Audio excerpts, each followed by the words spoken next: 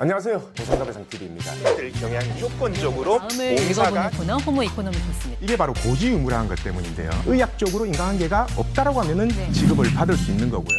안녕하세요. 보상가배상TV입니다. 다들 보험 가입 내역을 보면 아마 3에서 80%까지 얼마 이렇게 나와 있는 후유장애 담보를 확인할 수 있을 겁니다. 자, 과연 후유장애 보험금 이거는 어떨 때 받을 수 있을까요? 오늘 그거에 대해서 제가 설명을 드릴 거고요. 우선 이 후유장애 담보에는요, 약관을 보면 우리 신체 부위를 13개로 나눴습니다. 그래서 어떤 상태가 됐을 때는 몇 프로를 지급하겠다. 이게 전부 다 규정이 되어 있는데요. 13개 부위를 보면요. 눈, 귀, 코, 입, 외모의 추상장애, 척추, 체간골, 팔다리, 손가락, 발가락, 장기, 비뇨생식기, 그리고 신경계 장애, 정신행동 장애 이렇게 모든 영역으로 나눠져 있습니다. 자, 제가 여기서요 대표적으로 몇 개만 제가 설명을 드리면요, 만약 후유장애 가입 금액이 2억이다 라고 가정한다면요, 팔다리에는 6개 관절이 있죠.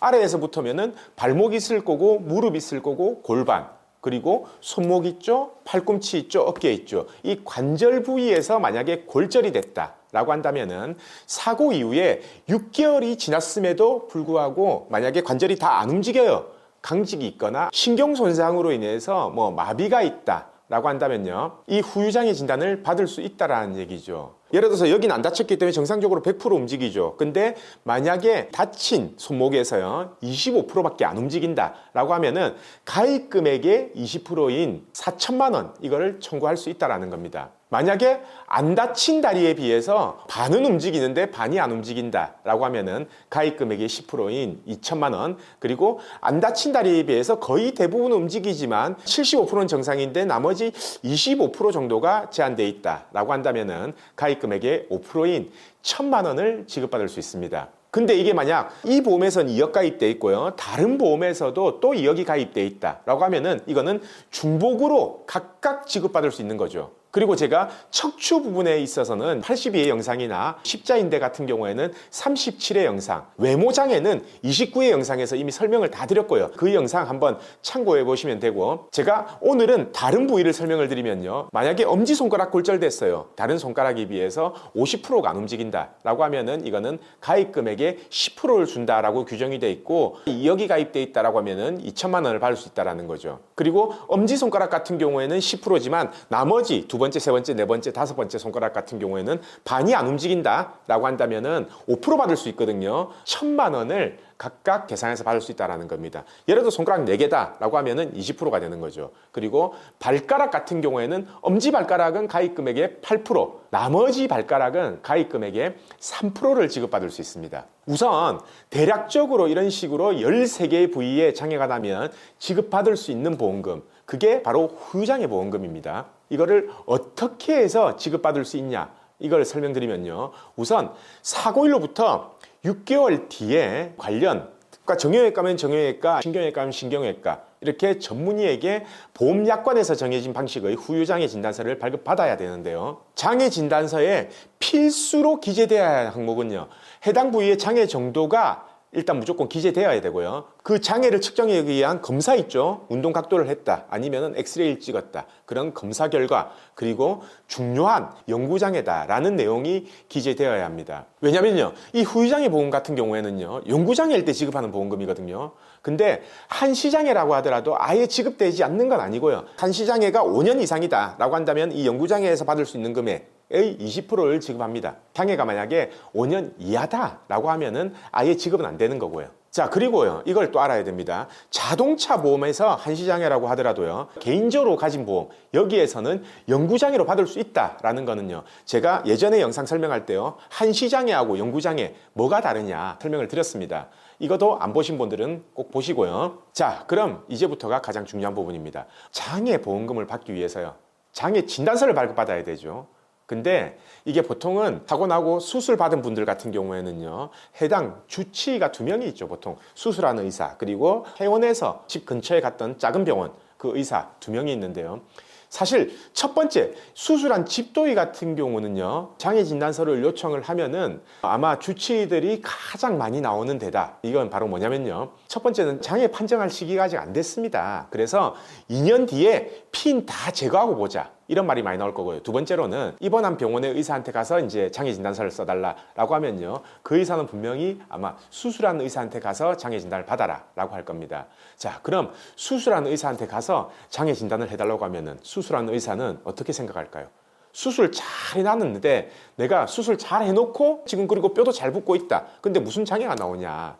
지금 안 움직이는 건 나중에 시간이 지나면 전부 다 해결된다. 분명히 이런 대답을 듣게 될 겁니다. 내 입장에서는 분명히 이 수술한 의사나 아니면 치료했던 의사한테 장애 진단을 발급해 주세요 라고 했는데, 그 의사들한테 이런 얘기를 듣는다면 내 입장에서는요, 솔직히 이제는 더 이상 장애 진단을 받을 수 있는 의사가 없는 겁니다. 그렇다고 이제 와서 다른 병원에 진료하고 장애 진단 해주세요 라고 하면은 이건 어떤 의사가 해주겠습니까? 그리고요, 대부분의 의사들이 보면요, 보험회사 장애 진단서나 이런 데 상당히 거부 반응이 많습니다.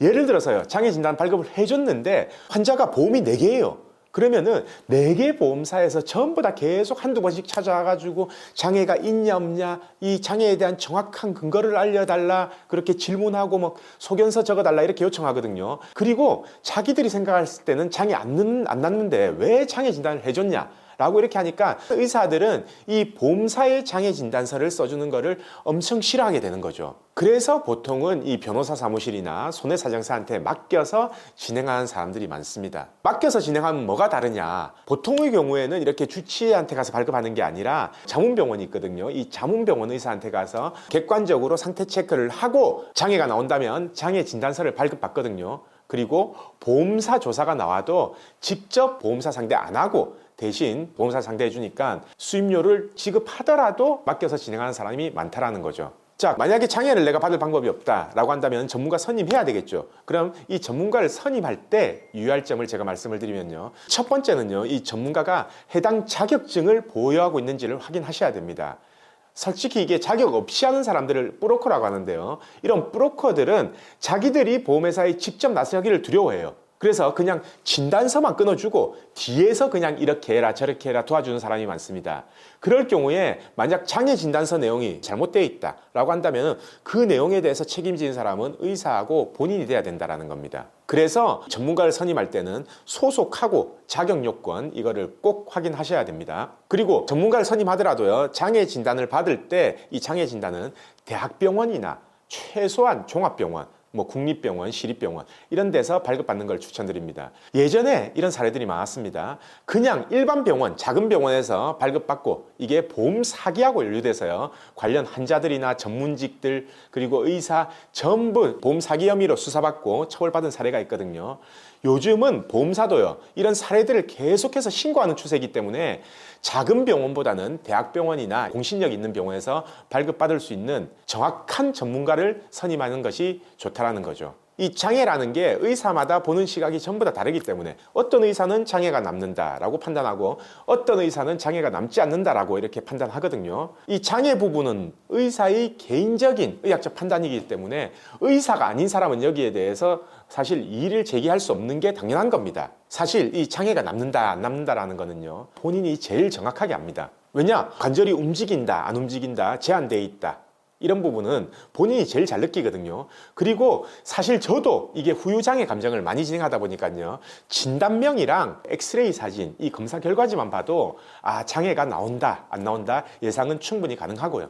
그래서 이 영상 보시는 분들 중에 혹시 내가 장애가 남냐 안 남냐가 애매하신 분들 있죠. 그런 분들은요, 아래 댓글에 저희 회사 전화번호나 상담 신청할 수 있게끔 링크를 달아놨습니다. 거기서 질문을 주시면은 언제든지 상세하게 답변을 드리겠습니다. 사실 사고로 인해서요, 장애가 남았다면요, 아무리 보험사가 안 준다라고 해도 받아내야 되는 게 맞습니다. 그것 때문에 우리가 보험료를 내고 보험 가입한 거 아니겠습니까? 실제로는 내 몸이 완전히 정상인데 비정상인 것처럼 속여서 장애를 받는다. 이거는요, 보험 사기 될 수 있습니다. 언젠가는 내 발목이 잡힐 수 있다라는 점도 명심하셔야 됩니다. 자, 그래서 오늘은 조금 길었지만요, 우리가 흔히 가입하는 보험의 후유장애 담보, 거기에 대해서 알아봤습니다. 오늘 영상은 여기까지 하고요. 다음 영상에서도 새로운 주제를 가지고 오겠습니다.